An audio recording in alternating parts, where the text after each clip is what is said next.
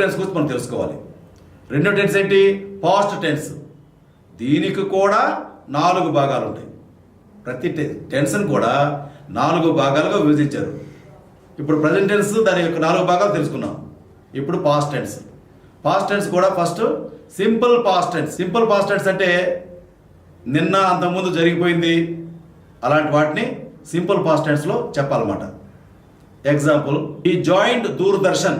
అతను దూరదర్శన్లో చేరాడు. యాక్షన్ అయిపోయింది. Simple past tense. Affirmative statement. He did not join Doordarshan. Negative statement. He did not ని డింట్ అని కూడా పలకొచ్చు. స్పోకెన్ ఇంగ్లీష్లో డింట్ అంటేనే బాగుంటుంది. He didn't join Doordarshan.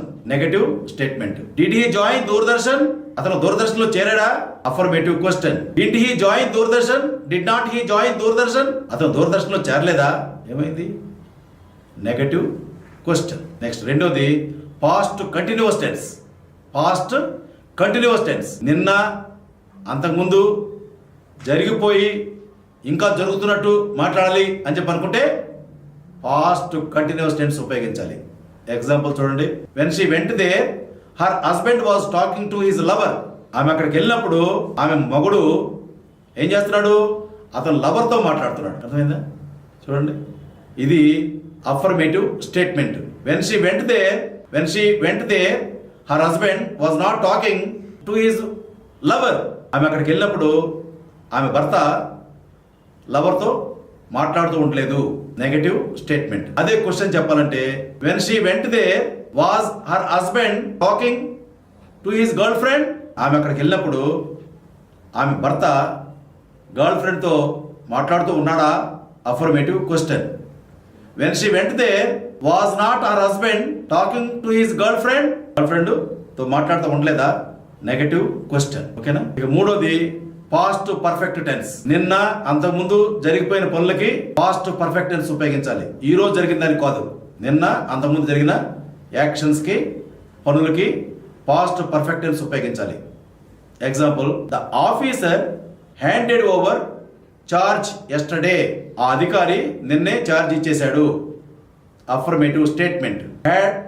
ఇప్పుడు the officer had not handed over charge yesterday. ఆ అధికారి నిన్న ఛార్జీ హ్యాండ్ ఓవర్ చేయలేదు, ఇవ్వలేదు. Negative statement. Had the officer handed over the charge yesterday. Officer నిన్న ఛార్జ్ హ్యాండ్ ఓవర్ చేయలేదా? Question mark. అంటే affirmative question. Had not the officer handed over the charge yesterday. Negative question.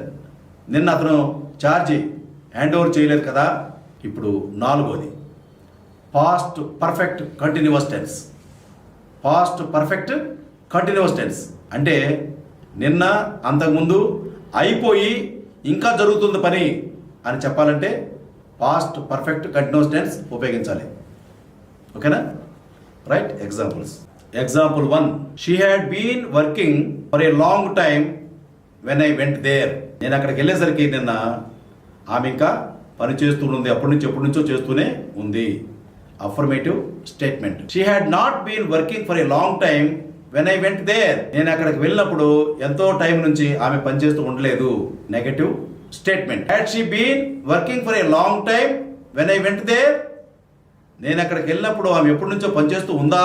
Affirmative question. Had not she been working for a long time when I went there. నేను అక్కడికి వెళ్ళినప్పుడు ఎంతో time నుంచి ఆమె పనిచేస్తూ ఉండలేదు. సరే, నెగటివ్ క్వశ్చన్. ఇప్పుడు మూడోది, ఇప్పుడు మనం తెలుసుకుంది ఏంటి? పాస్ట్ టెన్స్ గురించి తెలుసుకున్నాం. పాస్ట్ టెన్స్లో ఏముంది?